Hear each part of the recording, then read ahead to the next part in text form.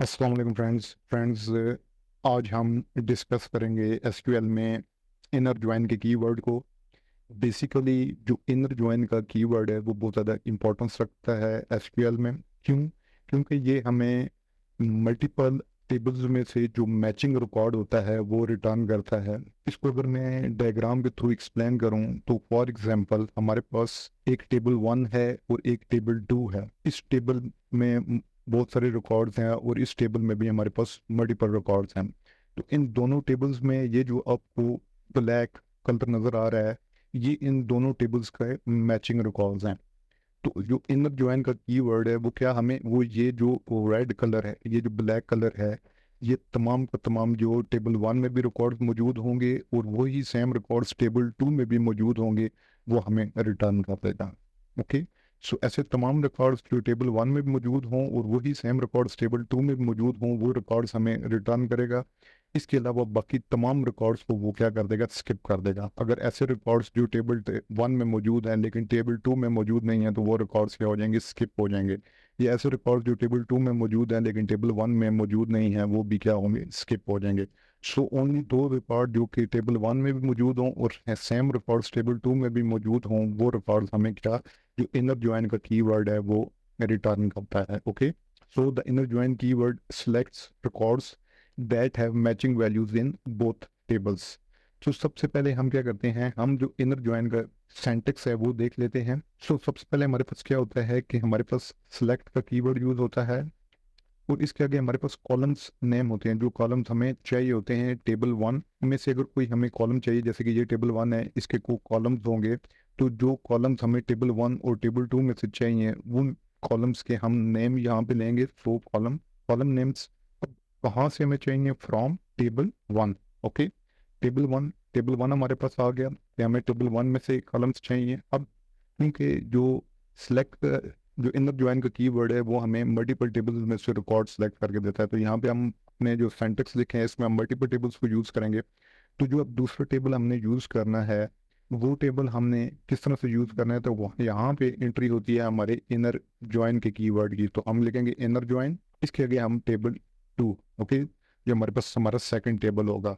अब हमारे पास हम क्या कह रहे हैं कि हमें कॉलम्स ला के दो टेबल 1 में से और टेबल 2 में से। ओके। अब मैंने कहा है कि जो इनर ज्वाइन का कीवर्ड है वो किस तरह से काम करता है कि वो हमें दोनों टेबल में से जो मैचिंग रिकॉर्ड होते हैं वो रिटर्न करता है। अब वो मैचिंग रिकॉर्ड हम किस तरह से उससे ले सकते हैं, यहाँ पे एक हमारे पास क्या यूज होता है, ऑन का कीवर्ड। ऑन का कीवर्ड यूज होता है। अब हमने जिस कॉलम की वैल्यूज की बेसिस के ऊपर अपने रिकॉर्ड को रिटर्न करना है वो कॉलम यहाँ पे हमारे पास यूज होगा। कि फॉर एग्जांपल हम क्या कहते हैं कि table 1 dot column name is equal to table 2 dot column name. अब ये क्या कर रहा है कि हम इसको ये कह रहे हैं कि जहाँ पे ये जो कॉलम है इस कॉलम की जो वैल्यूज हैं हम किसी कॉलम की बेसिस के ऊपर ही रिकॉर्ड्स को मैच करेंगे ना, जो टेबल 1 और टेबल 2 में मौजूद होंगे। तो हम ये कहते हैं कि ये कॉलम है, ये कॉलम टेबल 1 में इसकी जो वैल्यूज हैं जो टेबल 1 में मौजूद है वो अगर टेबल 2 में इज इक्वल टू, इसीलिए हमने लगाया कर वो टेबल 2 में भी मौजूद हैं उसी सेम कॉलम की जो वैल्यूज हैं, सेम सेम वैल्यूज मौजूद हैं, तो वो जो वैल्यूज जो दोनों कॉलम्स में टेबल 1 के कॉलम में भी मौजूद है और टेबल 2 के कॉलम में भी सेम वैल्यूज मौजूद हैं, वो तमाम की तमाम वैल्यूज के रिजल्ट्स हमें रोज रिटर्न कर दो। तो वो यहाँ पे हमें वो रोज हमें रिटर्न हो जाएंगे। ओके। सो इसको आप मल्टीपल, यहाँ पे तो हमने टेबल 1 और टेबल 2 यूज किया, अब इसको मल्टीपल टेबल्स के ऊपर भी यूज कर सकते हो। जस्ट आपने करना क्या है कि आपने एक और इनर ज्वाइन यूज कर लेना है, table 3। Okay. On this table की बेस, अब इस टेबल 3 को आपने जिस टेबल के साथ कंपेयर करना है, फॉर एग्जाम्पल हम टेबल 1 के साथ ही कंपेयर कर लेते हैं। टेबल 1 डॉट कॉलम नेम, जो टेबल 1 का कॉलम की वैल्यूज जो टेबल 3 के कॉलम के साथ मैच होंगी वो वैल्यूज हमें रिटर्न कर दो। इस तरह आप मल्टीपल टेबल्स को यहाँ पे यूज कर सकते हैं। अब हमने 3 टेबल्स को यूज कर लिए, इसी तरह आप 4 टेबल्स के दरमियान में इनर ज्वाइन को यूज करना चाहते हैं तो आप एक और इनर ज्वाइन यूज कर लें। अब हमने ये तो देख लिया कि हमने सेंटेक्स किस तरह से इसका लिखेंगे। अभी इसी सेंटेक्स को यूज करते हुए हम कुछ क्यूरीज बनाते हैं और उन क्यूरीज से हम अपने रिजल्ट्स रिटर्न करते हैं।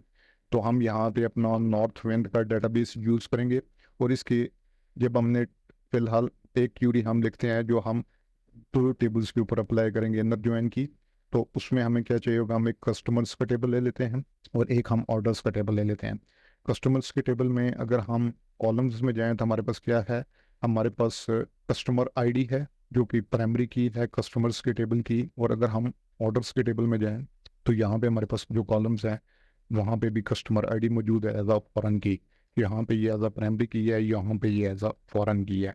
ओके, सो अब हम अपनी क्यूरी बनाते हैं। हम क्या कहते हैं, सेलेक्ट। सेलेक्ट क्या क्या करना चाहते हैं हम, ये जो ऑर्डर्स का टेबल है इसमें से हम क्या लेना चाहते हैं, ऑर्डर आईडी लेना चाहते हैं। तो orders dot order ID. Okay, और कस्टमर्स के टेबल में से हम क्या लेना चाह रहे हैं, कस्टमर्स के टेबल में से हम कंपनी नेम लेना चाह रहे हैं, तो customers dot company name. Okay, ये दो हम कॉलम्स, ये जो यहाँ पे जो कॉलम्स हमें चाहिए थे वो हमने यहाँ पे ले लिए कि हम ऑर्डर्स के टेबल में से हमें ऑर्डर आईडी चाहिए और कस्टमर्स के टेबल में से हमें कंपनी नेम चाहिए। अब यहाँ पे हमारे पास फ्रॉम का कीवर्ड आ गया। टेबल वन हमारे पास कौन सा है, ऑर्डर्स का टेबल है। ओके, और यहाँ पे अब हम क्या करेंगे, इनर ज्वाइन यूज करेंगे। और टेबल टू हमारे पास कौन सा है, कस्टमर्स का टेबल है। ओके, यहाँ तक हमारी क्यूरी आ गई। अब हमने कौन सा कॉलम मैच करना है, मैंने ऑलरेडी आपको बता दिया कि कस्टमर की आईडी को हमने मैच करना है।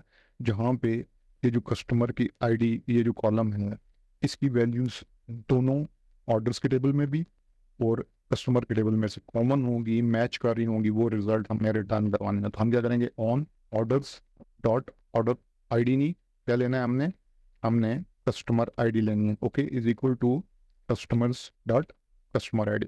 ओके, सो अब जहाँ जहाँ पे भी ये जो कस्टमर की आईडी है इसकी जो वैल्यूज ऑर्डर्स के टेबल में मौजूद होंगी और सेम वैल्यूज यहाँ कस्टमर्स के टेबल में भी मौजूद होंगी, वो वैल्यूज के रिजल्ट्स हमें रिटर्न हो जाएंगे। वहाँ पे जो भी हमारे पास ऑर्डर आईडी होगी वो रिटर्न हो जाएगी और कस्टमर्स के टेबल में से हमें क्या रिटर्न हो जाएगा, कंपनी नेम।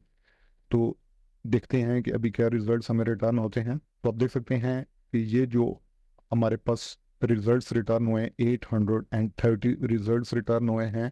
830 रिजल्ट्स का मतलब ये है कि जो कस्टमर की आईडी जो कि ऑर्डर्स के टेबल में भी मौजूद थी वही आईडी सेम कस्टमर्स के टेबल में भी मौजूद थी। वो टोटल कितनी रिकॉर्ड्स मौजूद थे दोनों टेबल्स में कॉमन, मतलब कि ये वाले रिकॉर्ड्स कितने थे, 830 रिकॉर्ड्स मौजूद थे जो कि हमें रिटर्न हुए हैं इनर ज्वाइन को यूज़ करते हुए।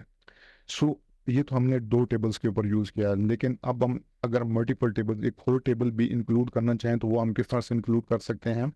अब हम एक और टेबल ले लेते हैं। हम कौन सा टेबल ले लेते हैं, शिपर्स का टेबल। ओके, तो शिपर्स के टेबल में हमने इसके अगर कॉलम्स देखें तो हमारे पास शिपर आईडी है, कंपनी नेम है और फ़ोन है। अब यहाँ से हम लेते हैं फ़ोन।